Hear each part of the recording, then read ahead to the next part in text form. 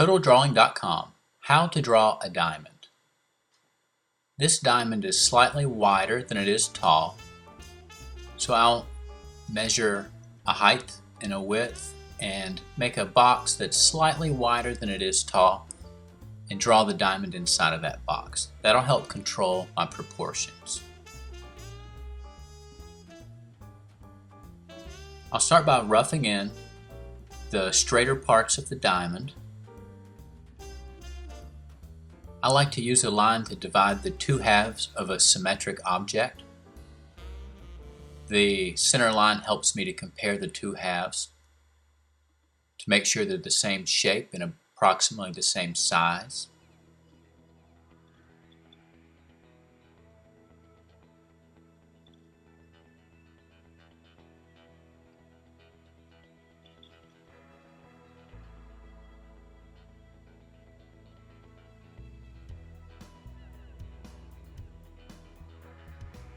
The top of the diamond does sort of look like a curve, but it is made of straighter lines.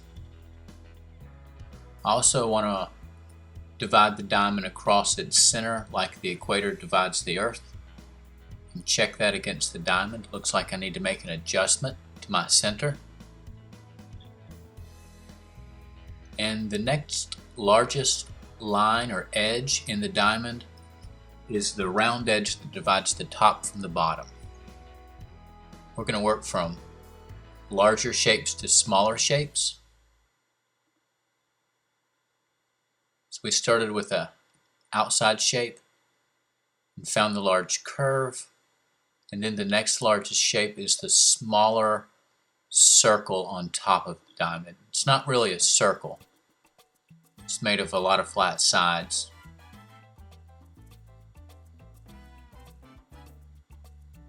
Maybe it's an octagon, and off of that octagon are some pretty large triangles. You have to look hard and close to see past some of the smaller nuance in the reflection of the diamonds. We're looking for the largest triangles that we can see. It's a very large triangle right through the center of the top of the diamond.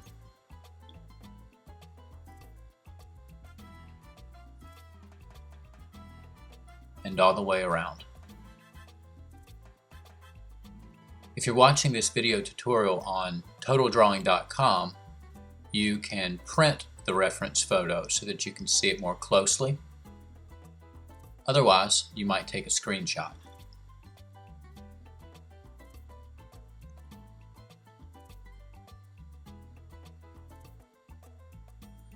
All of the large shapes are in place, and now I'll have to look inside of each one of those larger triangles for those smaller shapes. All of these pseudo-geometric shapes, they mostly have straight lines, straight edges, and they lock together like puzzle pieces. It's not crucial that they're all exactly the right size, only that they're there. If you draw one shape a little too large, you can draw the adjacent shape slightly smaller so that they fit into the space. What's more important is the shading. Smooth, even values inside of each shape that are distinctly separate from the shapes of value that surround it. This sharp, crisp, reflective quality communicates the cut of a diamond.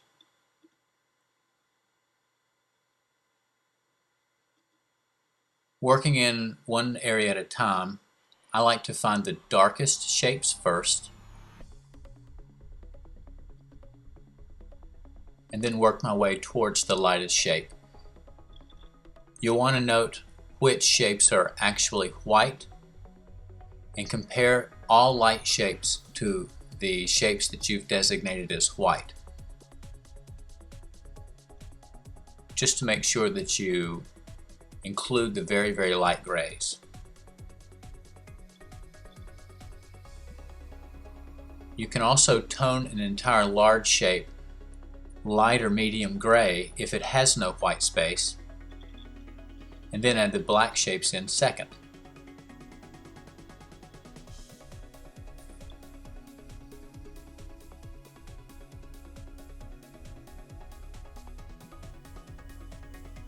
If you printed the reference photo from totaldrawing.com, you can closely see each shape being drawn and shaded. Some of the shapes are slightly different size or possibly simplified, but every shape is there.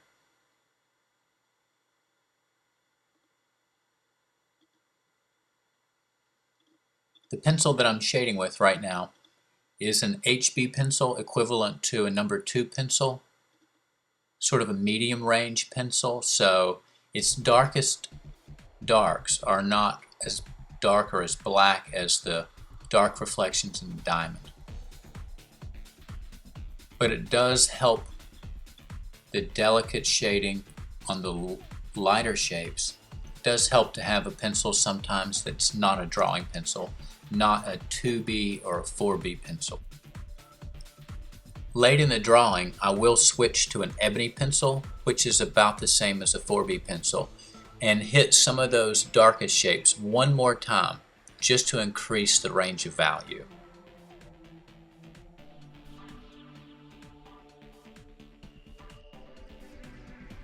Alright, we're about a third of the way across the diamond. Things will speed up a little bit now as we get into some of the larger shapes of value.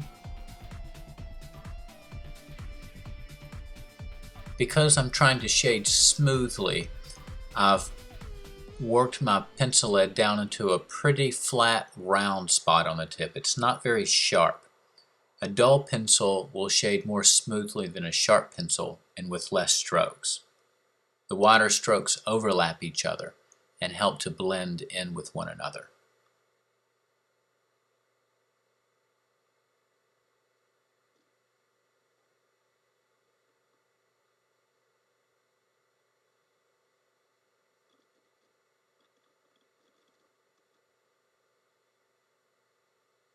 There's a large area in the bottom of the diamond that doesn't have any white space, so again I'll go ahead and tone that a light gray and then add the darker shapes on top.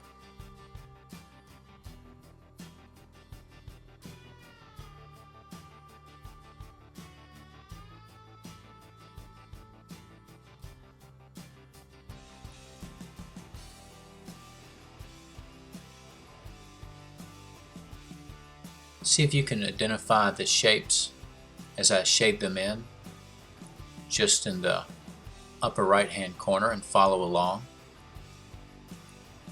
Drawing and shading in a diamond is not difficult as much as it is a test in patience. There are a lot of shapes, and you have to finish as strong and as clear as you start. The shading can't get sloppy from beginning to end. Just to give you an idea, the shape of the drawing took about 10 minutes, and the shading took another hour, maybe an hour and 20 minutes. So this diamond drawing took about an hour and a half. You can see it's about the size of my fist.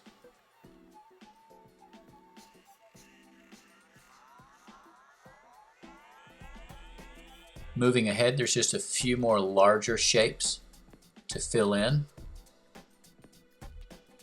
As you're working on any individual shape, be sure to compare it to those that are around it and make sure that it fits in, that it's lighter than the ones that it ought to be lighter than according to the reference photo, and that it's also darker than the ones that it's darker than according to the reference photo, the corresponding shapes.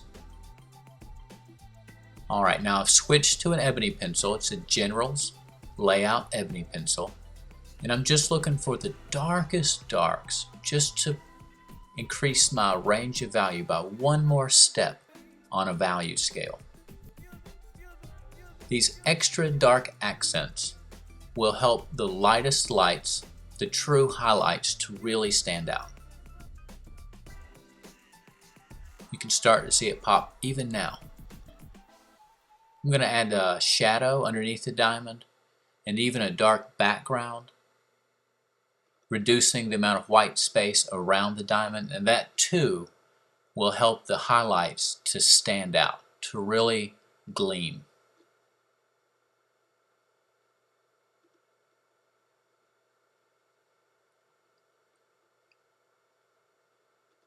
The ebony pencil is generally darker than all of the values in the diamond, and so I'll get some really good contrast between the shading of the diamond and the empty space around the diamond. I don't want my shadow under the diamond to get lost in the background, so I'll just shade about halfway down the diamond and stop there, and give the diamond the impression that it's resting on a white surface. I hope you've enjoyed How to Draw a Diamond at TotalDrawing.com.